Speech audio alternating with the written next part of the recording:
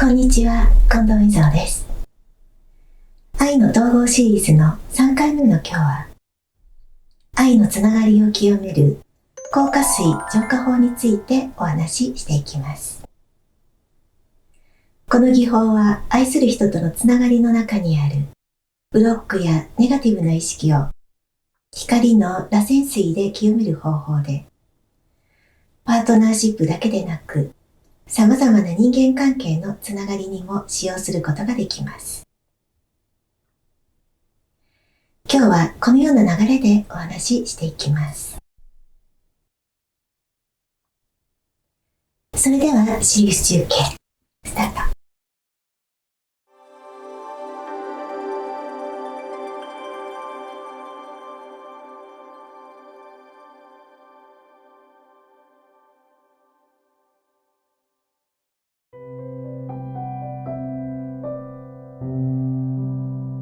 この地上に生きている理由は、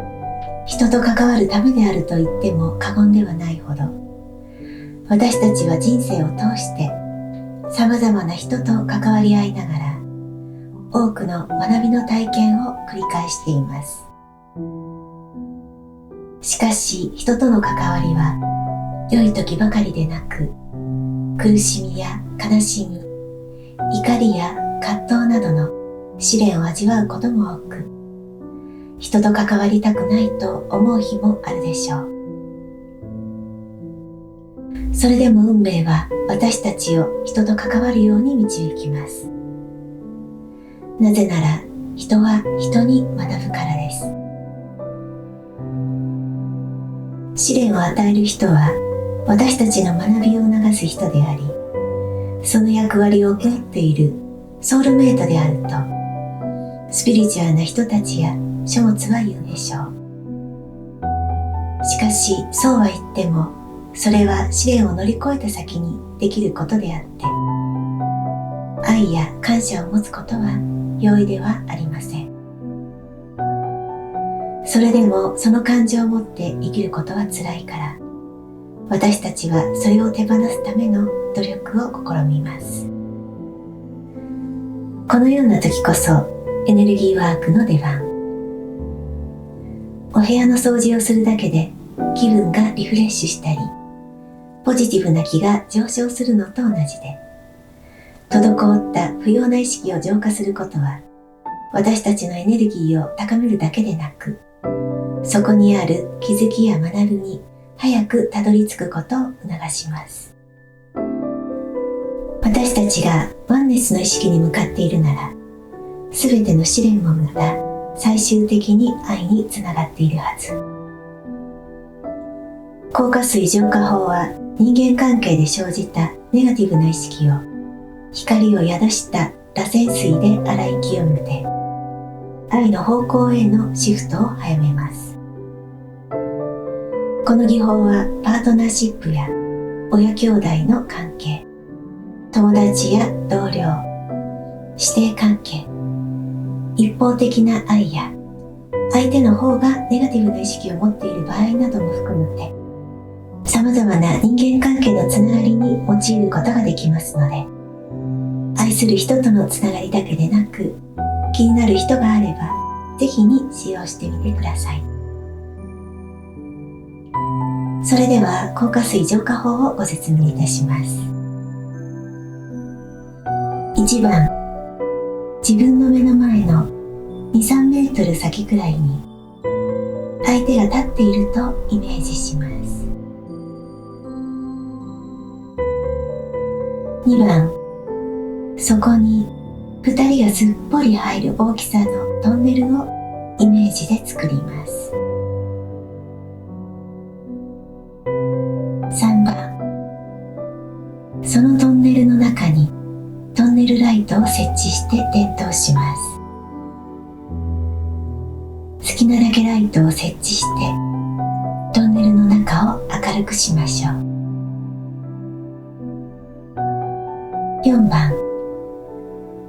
明るくするとそこにある不要なものが見えてきます。黒いもやのようなものやゴミのように見えるものがあったり、他埃が溜まっているように見えるかもしれません。何も見えなくても、そこに流れる空気の重みなどを感じてみましょう。5番、宣言。私はこのつながりの中にある不要なエネルギーを洗い流します。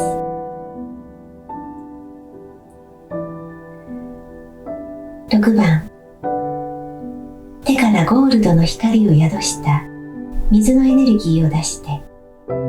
左回りに回転させながらトルネードを作るようにトンネルの中を洗い流していきます。トンネルの中にある不要なエネルギーがきれいになるまで、宣言文を繰り返し唱えながら洗い流すと良いでしょう。7番、十分に洗い流したら一度水を止めて、トンネルの中にあった不要なエネルギーが流れていることを確認します。もしまだ不要なエネルギーが残っていたら、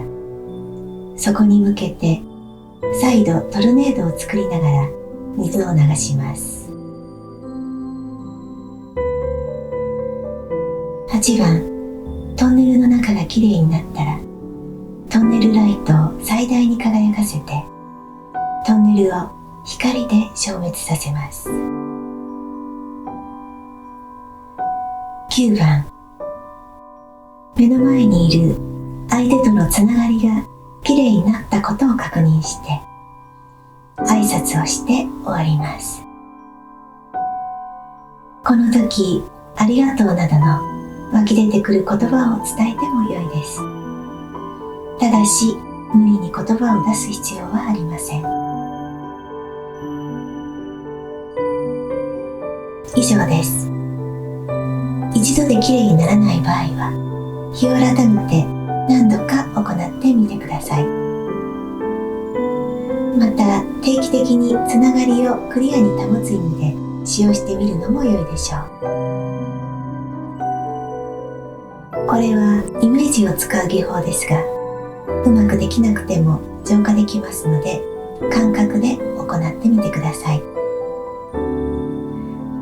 大切なのは意思を持って行うこと。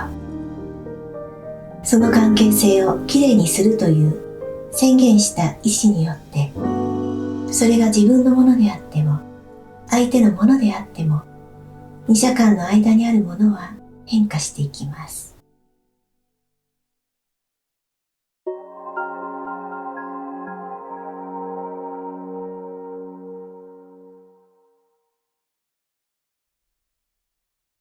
ということで、今日の話はこれで終わりです。硬化水浄化法は様々な人間関係に使えますので、きっとお役に立つ技法になると思います。皆さんの愛の学びが加速して、